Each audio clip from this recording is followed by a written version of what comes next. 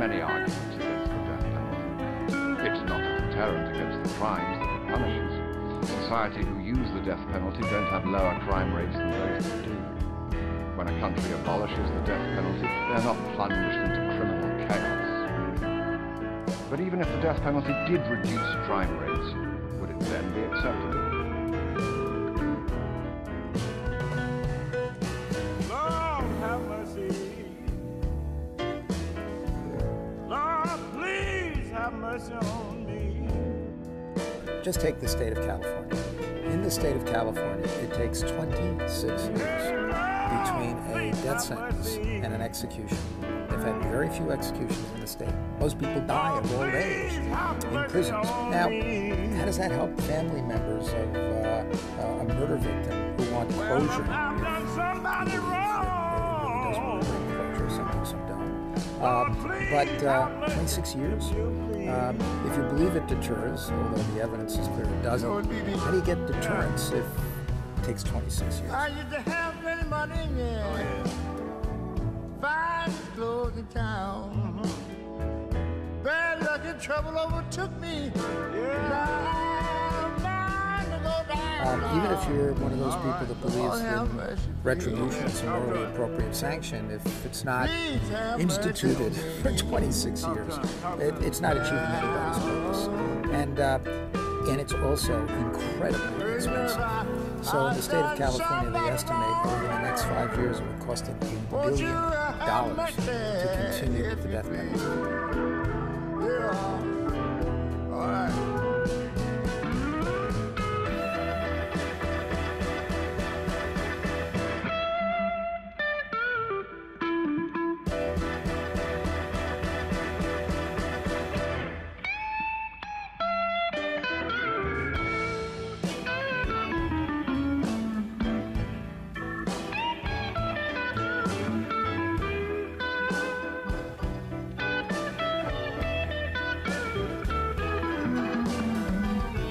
California is struggling to contain its eye-watering debts, with welfare programs, schools and universities facing billions in cuts.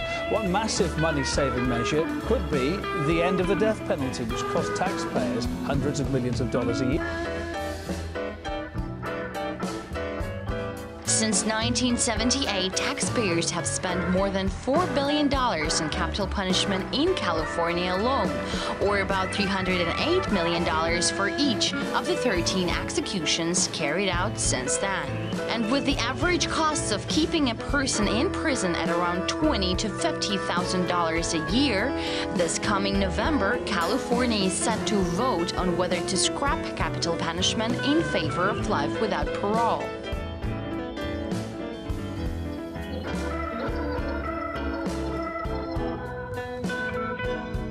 Today, in times of deep economic recession, the debate is shifting from traditional arguments about the morality of execution and focusing instead on the cost-effectiveness of the state's death penalty program.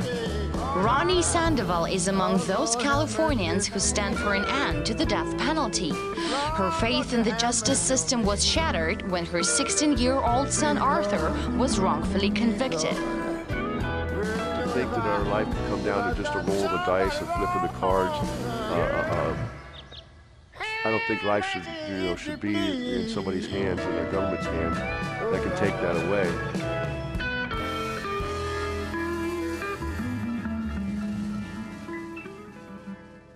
Back in 1992, I was arrested for the murder of a barmaid in Phoenix, Arizona, convicted solely on bite mark evidence, sent to death row.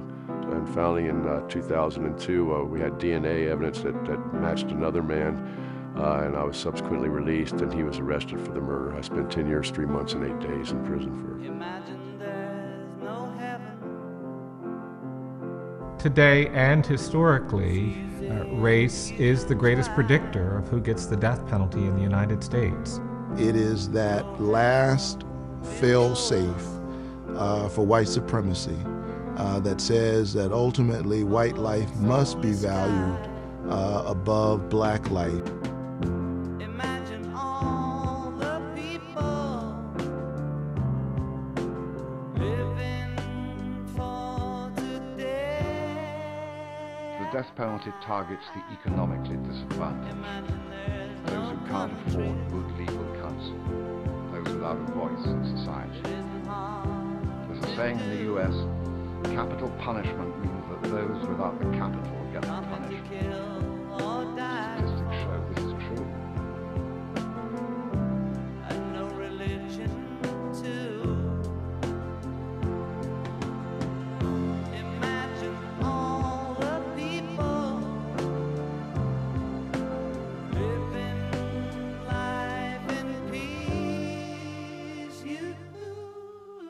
If we accept the death penalty, we have to accept randomness, arbitrariness, racial bias, and discrimination against the poor. And that is part of what you buy when you buy capital punishment in America today. I hope someday you'll join us, and the world will be as one. Imagine no possession.